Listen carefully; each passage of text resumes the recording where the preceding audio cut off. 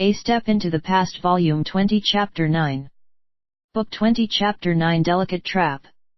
After Meng Ao's funeral, Jing Jun was officially promoted to become the commander of the cavalry. As he had married into the Liu family, all the important officials in the military gave their utmost support on Lord Lu's account.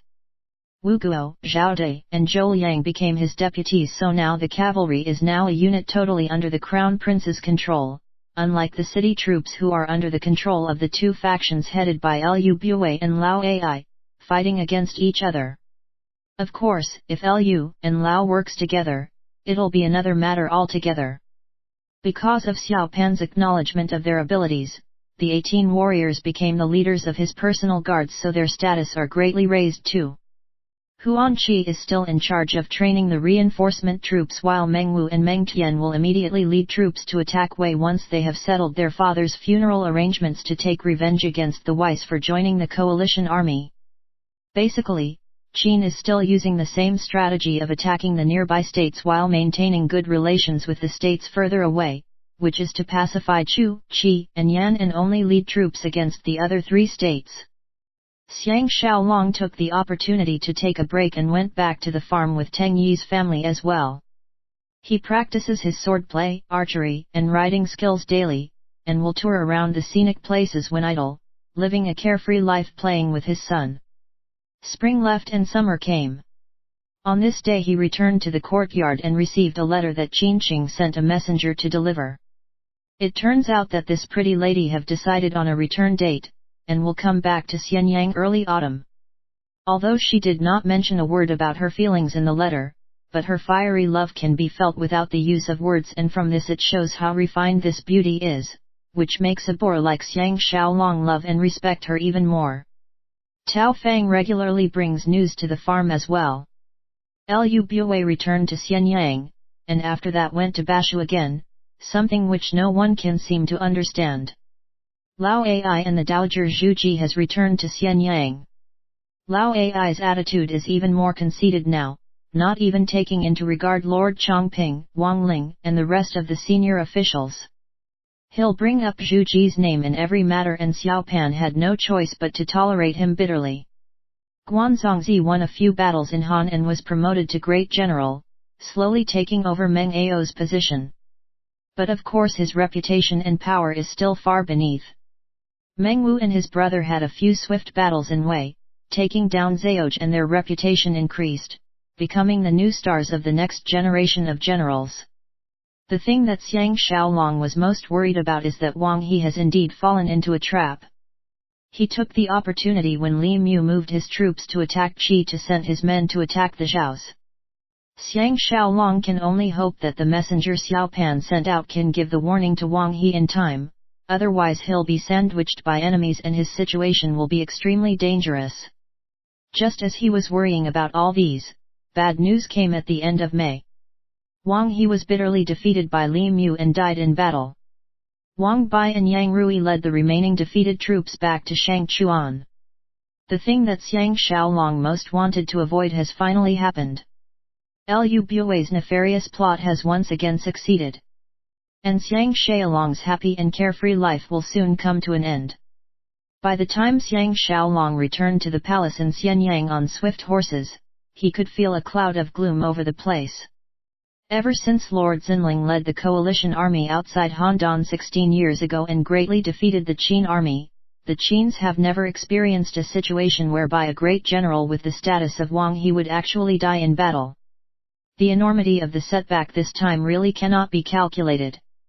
By the time Xiang Xiaolong arrived at the library, Wang Ling, Li Si, Lord Chongping, Lao Ai, Wang Guan, Caize, and the other senior officials were already outside the door waiting for Xiao Pan to summon them. Wang Ling's eyes were red and he looked as if he has aged in years. For the first time Xiang Xiaolong could clearly feel that he is getting on in age, something that he has never felt before in the past, and this made him very uncomfortable. He came towards Xiang Xiaolong and said quietly, "His Highness refused to see us, he only said to wait until you come. I think you'd better go in and see him first before summoning us in." Lao Ai was obviously eavesdropping at the side and said in pique, "This is the time where everyone should have a good discussion. How can His Highness lock himself up? Let me go in together with Xiaolong. A look of ire was seen on everyone's face. Xiang Xiaolong patted Lao Ai and said somberly, let me go in first and find out what's happening on everyone's behalf. His Highness is feeling exactly what we are feeling right now, so everyone should sympathize. No matter how imperious Lao Ai is, he will not dare to offend Xiang Xiaolong for now, so he gave up the idea and said, we will wait here then. But the dowager should be here soon as well. Xiang Xiaolong was disgusted to hear him bringing out Zhu Ji's name in less than a few sentences and went into the library.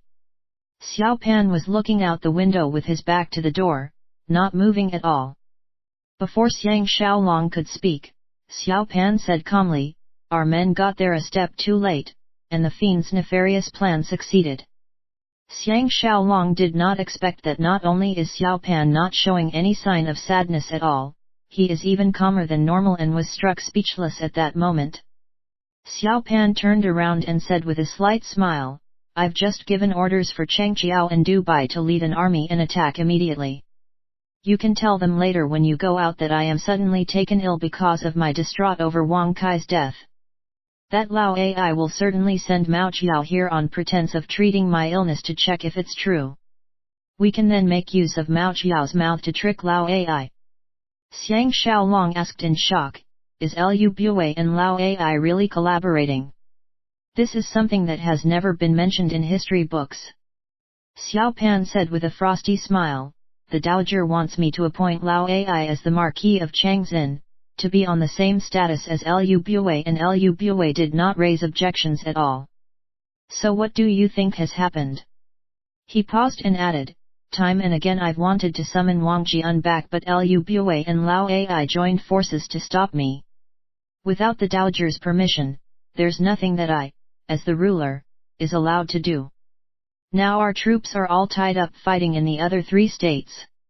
Other than the 3 main armies in Xianyang, we're only left with the reinforcement troops, and the total manpower is only about 120,000 men, totally powerless to mount a military expedition against Cheng Qiao and Du Bai. So I can only feign illness to lure them here to attack and let teacher take care of them.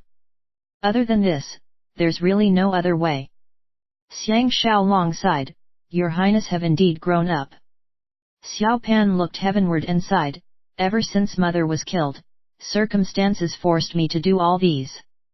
There will be no mercy or reason to speak of. Xiang Xiaolong sighed together with him and left the library. When everyone started surrounding him, Xiang Xiaolong exclaimed, His Highness has taken ill. Xiao Pan's illness lasted 3 whole months, and the morning court sessions was handled by Zhu Ji. Xiang Xiaolong and Huan Qi stepped up on the conscription efforts and increased the numbers of the reinforcement troops to 50,000 men and spent their days training the soldiers outside the city. They also imagined the route that Cheng Qiao would take and strengthened the defenses and communication along the route. By the time the snow melted, news have arrived that once Cheng Qiao heard that his elder brother was taken seriously ill, not only did he disobey orders to attack Shangtang but tried to strike a deal with the Zhaos, asking Du Bai to gather 150,000 men to quietly avoid the cities along the way and go straight at Xianyang. Cheng Qiao's rebel troops took the boats and arrived at the north of Xianyang first before sneaking their way to Xianyang.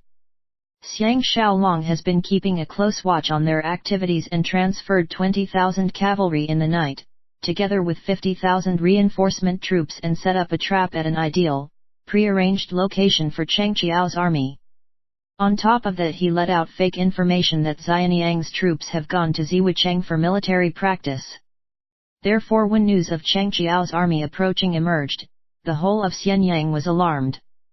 At this time Xiao Pan really needs to lie down in bed, and only a few trusted aides like Lord Chongping, Li Si etc. knows what is truly happening. Lao Ai and Zhu Ji were obviously at a loss. This obviously means that they are not aware that Cheng Qiao and Du Bai will raise an army and rebel openly. Lu Bue is still hiding at Bashu, so that others will not know what he is up to, but no matter what, it won't be anything good. The chaos in Xianyang will naturally be relayed to Cheng Qiao and Du Bai by spies, so that it will make them belittle their opponents and grow careless. It's difficult to blame them, who would have guessed that the future Emperor Qin would know 4 months ago that they will rebel. Dealing with a veteran general like Du Bai, it's impossible to set up an ambush anywhere. Because he'll certainly have vanguards to ensure that the roads ahead are safe before the main military force will follow behind. But Xiang Xiaolong also has his own brilliant strategy. He split his army into half, with Huan Qi and Jing Jun leading 20,000 men and hiding at a secret location outside Xianyang City. He and Teng Yi will lead the remaining 50,000 elite troops and hide somewhere far away in a dense forest, away from the route that Cheng Qiao's army will take, and quietly wait for their prey to arrive. The weather is good this day. Cheng Qiao's vanguards arrived about 100 miles north of Xianyang City, and because they heard news that the defending troops won't be leaving the gates to meet the enemy but will only try to defend the city to their deaths, Cheng Qiao and Du Bai did not especially fortify their defenses. At this point in time, Xiang Xiaolong and Teng Yi were amongst some bushes about 5 miles away at the top of the hill, looking at the enemy troops snaking through the valleys magnificently. Teng Yi said with a laugh, "If Liu Bue knows that Cheng Qiao is now rallying his forces to attack under the excuse of eliminating Liu and Lao to save his imperial brother, he'll definitely be so incensed that he'll vomit blood and die." Xiang Xiaolong took a careful look at the magnificent and tidy forces with the brightly polished armor and banners fluttering in the wind. He shook his head and said, "I think Liu Bue has already guessed that Cheng Qiao is immature. That's why he is deliberately making use of Cheng Qiao's hands to eliminate His Highness and us, and to get rid of Lao Ai and the Dowager. Then he can summon the 2 big armies led by Guan Zongzi and the Meng brothers and get rid of Cheng Qiao and Du Bai. By then he can take the throne for himself." Teng Yi guffawed. Third brother really knows this conniving thief well, but when it comes to trickery, other than third brother, no one else is his match. Xiang Xiaolong replied with a smile, "But this time it's more accurate to say that Liu Bue is not His Highness's match." Teng Yi sighed, "He's finally grown up." At this time Zhou Yang came with Eagle King to report that the enemy's backup force is finally passing by. Xiang Xiaolong knows that the time has come, and on his command, all the riders moved out and, making use of the cover of the dense forest, flowed closely on the tail of the enemy troops. Their plan is very precise. When the enemy is resting and starting to build the fire to cook, this will be the time for them to surround them. Cheng Qiao's main force indeed was not worried about the enemy attacking and actually set up camp at a hill where the official road to Xianyang goes past. On both sides, there were tall and dense trees, and the tents of 50,000 men filled up the entire hill.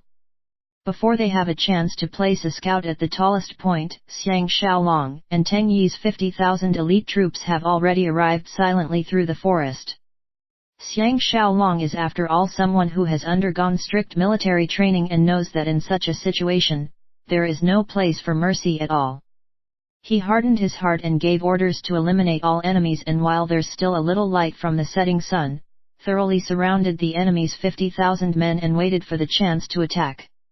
As the eastern sky started to turn bright, the enemy soldiers started to wake up and move around. They were talking and joking loudly as they prepared to cook breakfast. Xiang Xiaolong gave the command and the drums started beating as 50,000 elite cavalry charged out of the dense forest and launched a full-force attack. This has turned into a massacre where the enemy had no chance to retaliate at all. The enemy soldiers threw down their rice bowls and did not even have time to get their horses before trying to escape on their own. After a few charges, the backup enemy force has totally disintegrated as all of them are running around on barefoot trying to save their own lives. The defeat of the backup troops immediately impacted on the nearly 90,000 main force.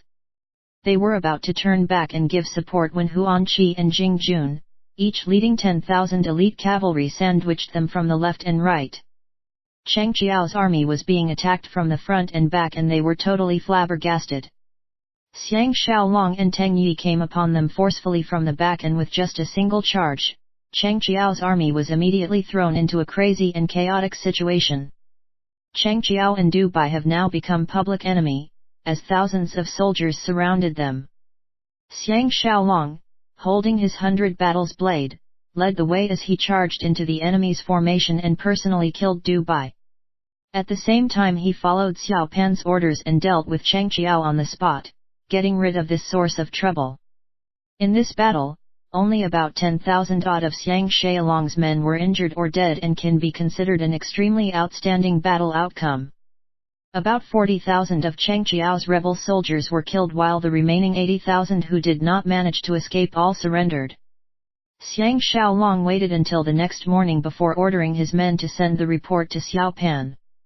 Xiao Pan was ecstatic as he personally led his men to come and commend the army. That night he stayed in Xiang Xiaolong's commander's tent. After dinner, Xiao Pan was in a good mood and climbed up with everyone to the high point to admire the magnificent and mysterious scenery of the wilderness under the moonlight. This future Emperor Qin was especially elated and asked with a laugh, "Who will help me exterminate Pu Hu's faction?" As soon as Xiang Xiaolong heard the word exterminate, he thought of Shan Rou who is far away in Qi. His heart shuddered and he dared not reply at all. Jing Jun, Teng Yi, and Huan Qi regarded Xiang Xiaolong as their leader, and since he did not say anything, they maintained their silence as well. Wang Ling took a step forward and answered with a cold snort, "Leave this matter to me then." Everyone, including Xiao Pan, was taken aback. Because of his grief over Wang He's death, Wang Ling's health has been extremely bad and just the torturous journey of following the army may prove too strenuous for him. Besides, Pu Hu's remaining power is still very considerable and he will never sit still and be captured. On top of that, he is very close to the Zhaos, so this matter may look very easy on the surface but in fact it's very difficult. Wang Ling have not led an army for many years and now he is asking for permission to go is proof of his determination to avenge Wang He. Xiao Pan greatly regretted his words, but now that Wang Ling has made the request, if he rejects it will mean that he finds him too old for such a task and that, to a Qin, is the greatest humiliation. Xiao Pan had no choice but pretend to be elated and said, "Then I will appoint Great General Wang as the commander with General Huan Qi as the deputy commander. Both of you will leave as soon as possible." Wang Ling and Huan Qi hurriedly knelt down to receive the imperial edict. Xiao Pan said solemnly, "The success or failure of this battle will depend on speed, and catch Pu Hu totally unaware. Otherwise if we allow him to stay safely behind Dunliu city, and with the Zhaos backing him up, this matter will prove extremely difficult." Everyone nodded their heads in agreement. More and more, Xiang Xiaolong is beginning to feel this future Emperor Qin's superior talent and stratagem. And he is better than him in the way that he cares only about the outcome and will never be concerned about feelings or loyalty. Only a hard-hearted person like this will be able to become the world's most fearsome leader in this warring states era. They returned to the tent and Xiao Pan looked for Xiang Xiaolong for a private discussion. Xiao Pan said with a wry smile, "I'm very worried about Wang Ling, afraid that he won't be able to survive the hardship of a military campaign." Xiang Xiaolong knows that he feeling a little peeved that he had not volunteered first and replied with a sigh, "What do you want me to do?" Xiao Pan sighed, "I can blame anyone, but I will never dare to blame teacher. Before I rode here, I did think of the idea of eliminating Lu and Lao's factions totally once I return to the capital. When Lu Bue comes back, he will be executed immediately right outside the city gates and get it over and done with. Does teacher think this plan is workable?" Xiang Xiaolong replied, "This is a dangerous move. Firstly we have no excuse to do this, and Lu and Lao's factions are too big and strong. Just their family warriors added up makes up almost 20,000 men and there's absolutely a lot of people to get rid of. Besides Guanzongzi is still outside with his army and the city troops are under their command. On top of that we have that problematic Pu Hu. Our military power in Xianyang will be even more stretched out. Your Highness, you must reconsider." Xiao Pan was vexed, "I know as well that this is not the best time, but do I have to wait until after the coronation before I can strike? Now I find that waiting another 2 more days is already too long a wait, not to mention another 2 years." Xiang Xiaolong said, "Those who wants to achieve big things must learn tolerance. If Lu Bue hears any rumors on this, with his influence and tricks, maybe he will be able to encourage Basha to rebel and that is certainly not a good thing for Great Qin. Besides, he should already be well prepared by now, so that he can fight for the throne with Changqiao once Changqiao's uprising is successful. If we choose this time to strike, Qin will be thrown into chaos. Xiao Pan nodded his head in agreement and said after a moment's silence, "How can we summon Wang Jian back?" Xiang Xiaolong replied, "It'll be just before your highness's coronation ceremony. By then your highness will soon have absolute power and no one will dare question your orders. By then, you can just give a secret imperial edict and this matter will be accomplished." An icy cold light flashed past Xiao Pan's eyes as he said, "We'll do just that. I want those conniving thieves to be caught unaware when Wang Jian returns and by then I'll make sure they get their comeuppance."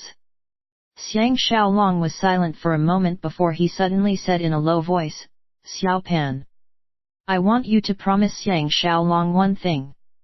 Xiao Pan's body trembled. Ever since they came to Qin, this is the first time that Xiang Xiaolong called him Xiao Pan, and addressed himself as Xiang Xiaolong. His eyes filled with deep feelings.